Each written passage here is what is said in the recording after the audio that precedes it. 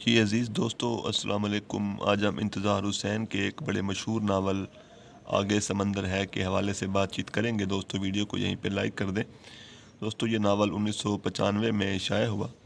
برصغیر کی تقسیم ایک ایسا واقعہ تھا کہ اس نے تمام شعبہ زندگی کے ساتھ ساتھ اردو ناول کو بھی متاثر کیا۔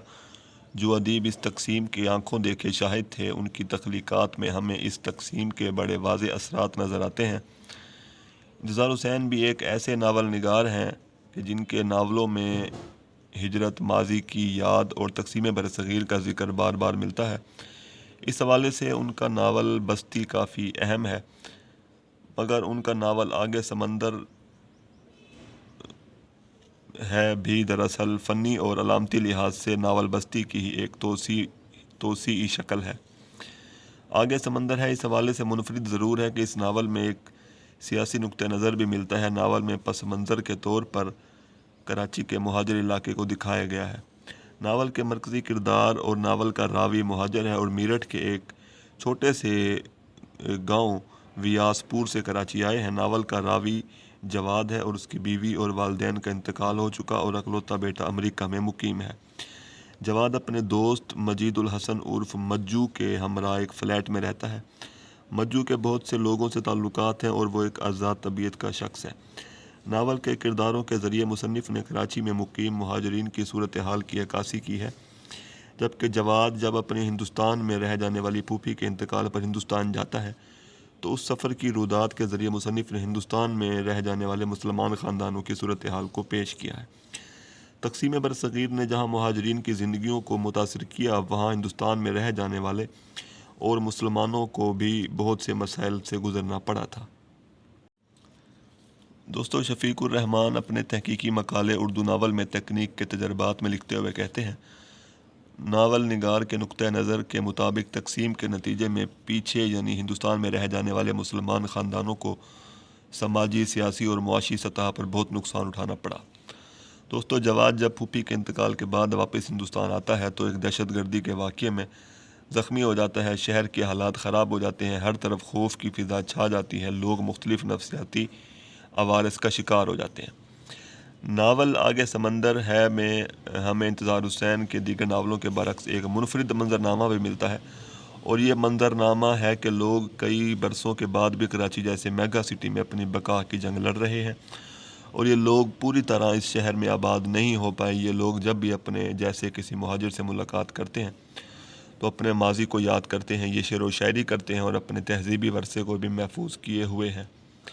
انتظار حسین نے دکھانے کی کوشش کی ہے کہ جدید دور کے سیاسی، سماجی، معاشی و معاشرتی مسائل کے باوجود ناسٹلجیا یعنی ماضی کی یاد کو بھلایا نہیں جا سکتا۔ ناول میں انتظار حسین نے اپنی پسندیدہ تکنیک یعنی علامتوں اور اساطیر کا استعمال کیا ہے۔ وہ اندلس میں مسلمانوں کی حکومت کے زمانے کے قصے اور مثالیں پیش کرتے ہیں۔ سمندر کی علامت بھی طارق بن زیاد کے اندلس پر حملے اور راستے میں سمندر آنے والے واقعات سے مستعار شدہ ہے۔ اسی طرح درختوں کے ساتھ ہجرت اور معاشرت کو جوڑ کر دکھایا گیا ہے کہ درخت جب اپنی زمین سے ہجرت کر کے دوسری پر جاتے ہیں تو وہ مر جاتے ہیں۔ دوستو اسی طرح ناول میں مرزا دلاور حسین شہر کی تشویشناک حالت پر جواد سے گفتگو کرتے ہوئے کہتا ہے، ایک وقت کشتیاں جلانے کا ہوتا ہے اور ایک وقت کشتیاں بنانے کا۔ وہ وقت بہت پیچھے رہ گیا جب ہم سے اگلوں نے ساحل پر اتر کر سمندر کی طرف پشت کر لی تھی اور اپنی ساری کشتیاں جلا ڈالی تھیں۔ اب بپھرتا سمندر ہمارے پیچھے نہیں، ہمارے سامنے ہے اور ہم نے کوئی کشتی نہیں بنائی۔ دوستو ناول کا بنیادی بیان کردہ مسئلہ یہی ہے کہ اتنے اقتصادی، سیاسی، معاشرتی اور تہذیبی بحرانوں کے باعث کشتیاں بنائی جائیں یا جلائی جائیں۔ جو لوگ اپنے رشتہ دار چھوڑ کر کراچی آئے اور ترقی کر لی تو انہیں طنز اور طعنے سہنے پڑے کہ وہاں جا کر تمہارا خون سفید ہو گیا ہے۔ اسی طرح اس تقسیم کے باعث بہت سی محبتیں ناکام ہو گئیں، انہیں جدا ہونا پڑا۔ ناول کا کردار جواد بھی اپنی محبوبہ میمونہ سے شادی کرنے میں ویاسپور ہندوستان جانے کو تیار نہیں ہوتا۔ ناول میں کراچی میں نامعلوم افراد اور نامعلوم سمت سے آنے والی گولیوں اور تشدد پسند کارروائیوں کا بھی تذکرہ ہے۔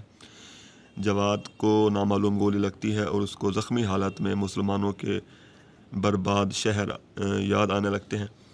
اسی طرح مجو بھائی بھی دہشت گردی کا شکار ہو جاتا ہے۔ مصنف نے دکھایا ہے کہ ہجرت کر کے آنے والوں کے لیے اس دور کے معاشی، سیاسی، سماجی مسائل کسی سمندر سے کم نہیں ہیں، اور اس سمندر کو عبور کرنے کے لیے سوچ، بچار اور عمل کی ضرورت ہے۔ ڈاکٹر ممتاز احمد خان اپنی کتاب آزادی کے بعد اردو ناول حیت، اسالیب اور رجحانات میں لکھتے ہیں، آگے سمندر ہے، ہجرت سے زیادہ ہجرت کے گھمبیر مسائل سے نمٹنے کی حکمت عملی کی ضرورت کا احساس اجاگر کرتا ہے۔ دوستو، ناول کا پلاٹ ڈھیلا ڈھالا ہے۔ مختلف تکنیکوں مثلاً شعور کی رو، آزاد تلازمہ خیال، خط کی تکنیک، علامتوں، استعاروں، اساطیر اور تاریخ کے حوالوں کے باعث ناول روایتی پلاٹ سے مختلف پلاٹ کا حامل ہے۔ اس میں آغاز، ارتقاء، نقطۂ عروج، زوال اور انجام موجود نہیں۔ اس ناول میں مصنف گم شدہ روایات کی تلاش میں ہے اور دکھاتے ہیں کہ کس طرح درخت کو نئے مقام پر منتقل کریں تو وہاں کی آب و ہوا سے مطابقت میں کافی وقت لگتا ہے۔ بالکل اسی طرح مہاجرین کو نئے ماحول میں سازگار حالات پیدا کرنے کے لیے بھی وقت درکار ہے۔ کراچی ایک ایسا شہر ہے جو مختلف فرقوں اور زبانوں اور قوموں کے ملاپ کے باعث مادہ پرست شہر بن چکا ہے۔ مثلاً ایک اقتباس سماعت کیجیے: میاں یہ شہر خصمی شہر ہے، سندھی، پنجابی، بلوچی، پٹھان، مہاجر یاروں نے یہ شہر بسایا ہے یا کھچڑی پکائی ہے۔ ناول کے آغاز میں احمد مشتاق کا شعر بڑی گہری معنویت کا حامل ہے۔ وہی گلشن ہے لیکن وقت کی رفتار تو دیکھو، کوئی طائر نہیں پچھلے برس کے آشیانوں میں۔